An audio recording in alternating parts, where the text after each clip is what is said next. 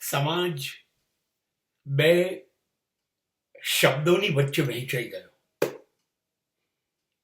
સજ્જનતા અને દુર્જનતા. આપણી સામે ટુ બી અને નોટ ટુ બી, શું થવું, સજ્જન કે દુર્જન, આપણી સામે આવીને ઉભું રહ્યું. અને મોટો ભાગ સજ્જન દેખાવાની ચિંતામાં એ દિશામાં જવા માંડ્યો. મેં એક એવી વ્યાખ્યા વાંચી હતી એક જગ્યાએ, ક્લેરિફિકેશન, કે સજ્જનો એ એટલા માટે સજ્જન છે કે એમની અંદર હિંમતનો અભાવ છે. દુર્જન થવાની શક્તિ નથી એમનામાં, એટલે એ લોકો દુર્જન થવાના બદલે સજ્જન થઈ અને સમાજમાં પ્રતિષ્ઠા મેળવવા માટે જીવે છે. પણ આ પ્રતિષ્ઠા એ સજ્જન એટલે મેળવે છે કે એનામાં દુર્જન થવાની તાકાત નથી. એવું કોઈ પ્રમાણ નથી. દરેક સજ્જનમાં દુર્જન છે જ. દરેક રાવણમાં રામ છે જ.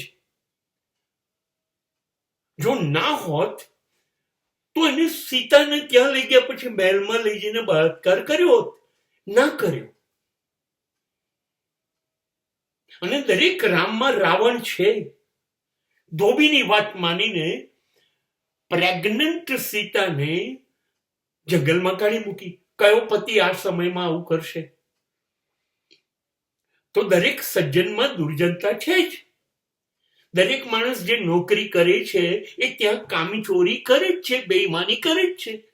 કોઈ પણ ધંધો કે કોઈ પણ વ્યવસાયમાં તમારી પ્રતિષ્ઠા છે, તમે કહો છો બિઝનેસમેન છો ને, એની અંદર તમે ચોરી કર્યા વગર નફો કરી શકવાના નથી.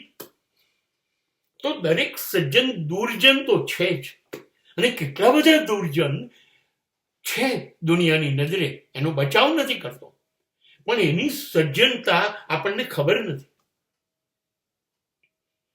મને એવી પાક્કી ખબર છે, હું મળેલો છું અબ્દુલ લતીફ, અમદાવાદનો બુટલેગર અને ડોન.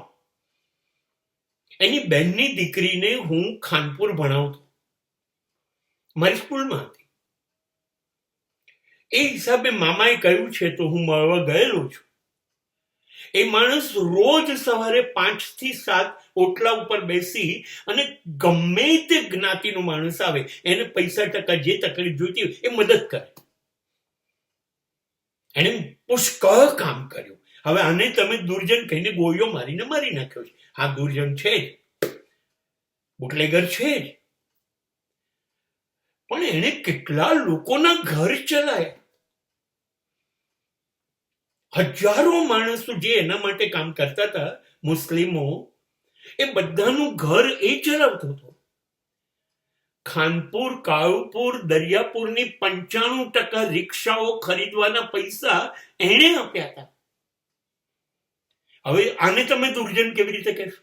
છે, દારૂનો ધંધો કરે છે, ખોટા રસ્તા પર છે, પણ સજ્જનતા તો ત્યાંય ભારોભાર છે.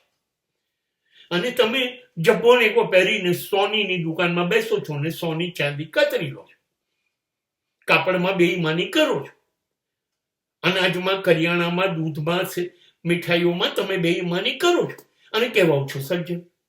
સજ્જન અને દુર્જનના કોઈ ચોક્કસ માળખા નથી. પેલો ઓછો દુર્જન છે અને આ ઓછો સજ્જન છે, બસ. આનાથી વિશેષ કશું નથી. હા, દુર્જન જે છે એને થોડી નફટે વાપરી, થોડી નાલાયકી કરવામાં હિંમત દેખાડી. હા, મારે દારૂ વેચવો છે, મારે બેઈમાની કરવી છે, મારે ચોરી કરવી છે, મારે લૂંટ કરવી છે, બસ. એને આ હિંમત કરી એટલે એ દુર્જન. અને તમે હિંમત કર્યા વગર કામ તો લૂંટવાનું જ કરો છો, સોફિસ્ટિકેટેડ રીતે. તો ડોક્ટરો શું છે, શિક્ષકો શું છે, ધર્મોપદેશકો શું છે? સજ્જનના વેશમાં આ લોકો પણ દુર્જન જ છે. કામ તો એ જ કરી રહ્યા છે.